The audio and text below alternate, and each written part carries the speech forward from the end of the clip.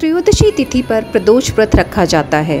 हर माह में 2 बार प्रदोष व्रत पड़ता है, एक कृष्ण पक्ष में और एक शुक्ल पक्ष में। प्रदोष व्रत पर विधि विधान से भगवान शंकर की पूजा अर्चना करने से व्यक्ति की सभी मनोकामनाएं पूर्ण हो जाती हैं। प्रदोष व्रत की कथा इस प्रकार है। प्राचीन काल में एक गरीब पुजारी हुआ करता था। उस पुजारी की मृत्यु के बाद उसकी विधवा पत्नी अपने भरण पोषण के लिए पुत्र को साथ लेकर भीख मांगती हुई शाम तक घर वापस आती थी। एक दिन उसकी मुलाकात विदर्भ देश के राजकुमार से हुई, जो कि अपने पिता की मृत्यु के बाद दर-दर भटकने लगा था। उसकी यह हालत पुजारी की पत्नी से देखी नहीं गई।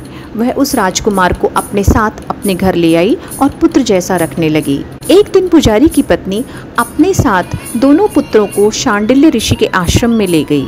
वहां उसने ऋषि से शिवजी के प्रदोष व्रत की कथा एवं विधि सुनी तथा घर आकर अब वह भी प्रदोष व्रत करने लगी। एक बार दोनों बालक वन में घूम रहे थे। उनमें से पुजारी का बेटा तो घर लौट आया, परंतु राजकुमार वन में ही रह गया। उस राजकुमार ने गंधर्व कन्याओं को क्रीड़ा करते हुए देखा तो उनसे बात करने लगा। उस कन्या का नाम अंशुमति था। उस दिन वह राजकुमार घर देरी से लौटा। राजकुमार दूसरे दिन फिर से उसी जगह पहुंचा जहां अंशुमति अपने माता पिता से बात कर रही थी। तभी अंशुमति के माता पिता ने उस राजकुमार को पहचान लिया तथा उससे कहा कि आप तो विदर्भ नगर के राजकुमार हो ना, आपका नाम धर्मगुप्त है। अंशुमति के माता पिता को वह राजकुमार पसंद आया और उन्होंने कहा कि शिवजी की कृपा से हम अपनी पुत्री का विवाह आपसे करना चाहते हैं। क्या आप इस विवाह के लिए तैयार हैं? राजकुमार ने अपनी स्वीकृति दे दी तो उन दोनों का विवाह संपन्न हुआ। बाद में राजकुमार ने गंधर्व की विशाल सेना के साथ विदर्भ पर हमला किया और घमासान युद्ध कर विजय प्राप्त की तथा पत्नी के साथ राज्य करने लगे। वहाँ उस महल में वह पुजारी की पत्नी और पुत्र को आदर के साथ ले आए तथा साथ रखने लगे।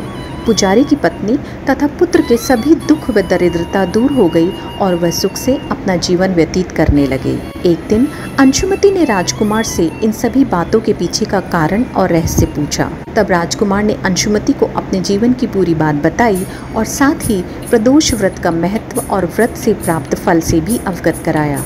उसी दिन से प्रदोष व्रत की प्रतिष्ठा व महत्व बढ़ गया तथा मान्यतानुसार लोग यह व्रत करने लगे।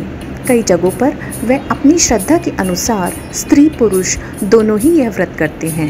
इस व्रत को करने से मनुष्य के सभी कष्ट और पाप नष्ट होते हैं एवं मनुष्य को अभीष्ट की प्राप्ति होती है।